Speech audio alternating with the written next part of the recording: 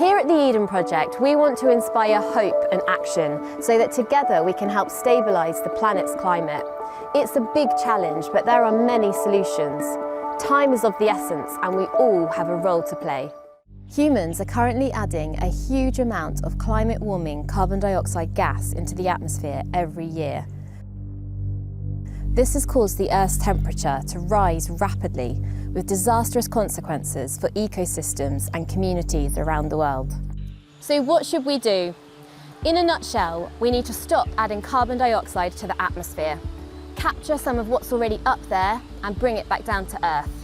Nature is our greatest ally.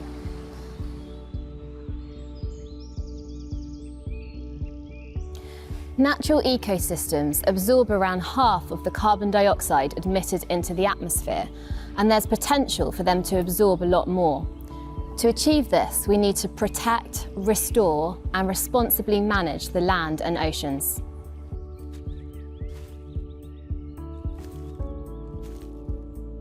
We need to keep forests, wetlands, and grasslands healthy and intact. Existing ecosystems like this woodland do an amazing job of capturing carbon, so let's leave them be.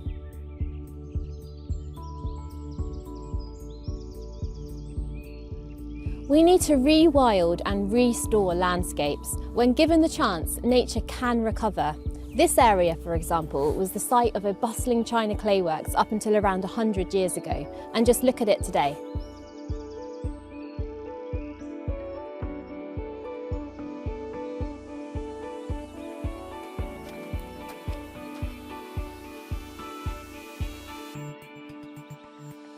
We need to produce food with the health of the whole ecosystem at heart, caring for the soil and the wildlife. Crops like these produce food for us and other animals. Done in the right way, agriculture can actually boost biodiversity and increase resilience to climate change. The ocean stores more carbon than anywhere else on Earth. Carbon flows from the surface into the deep sea, through the marine food chain and as ocean waters mix. To keep this process working, we must protect marine life and prevent pollution. We also need to grow and care for marine forests. Seagrass, for instance, can store more carbon per square mile than forests on land. And some species of kelp grow up to 60 centimetres a day, absorbing carbon dioxide as they go.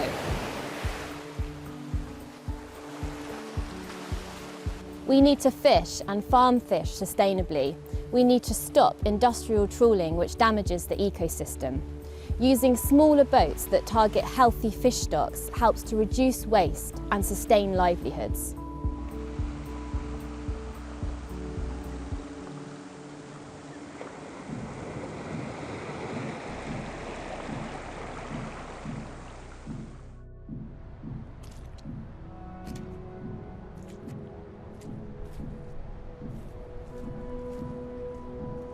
We can't meet targets to keep the climate in check without technology.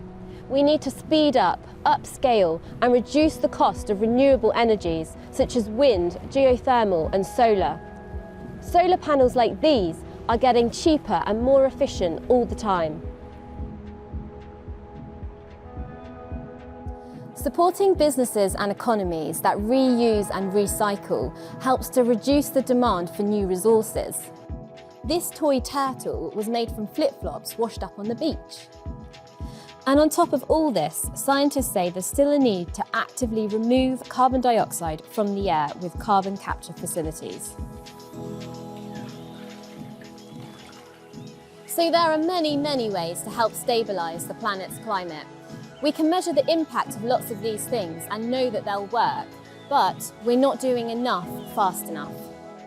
Ultimately, it's us humans who need to take transformative steps, changing our systems, our policies, and hardest of all, our lifestyles. We need to see ourselves as part of nature, not apart from it, and learn to meet our needs within the limitations of the planet. On a local scale, let's figure out what matters most to the health of our environment and our community, and let's get on and do it together. And on a personal level, think about what you're good at and how you can use that skill to champion change. Yes, we need bold governments and businesses to make the right decisions, but it's all of us that gives them the mandate to act through our voices and our votes. Humans, from grassroots to governments, are the key to fixing the climate.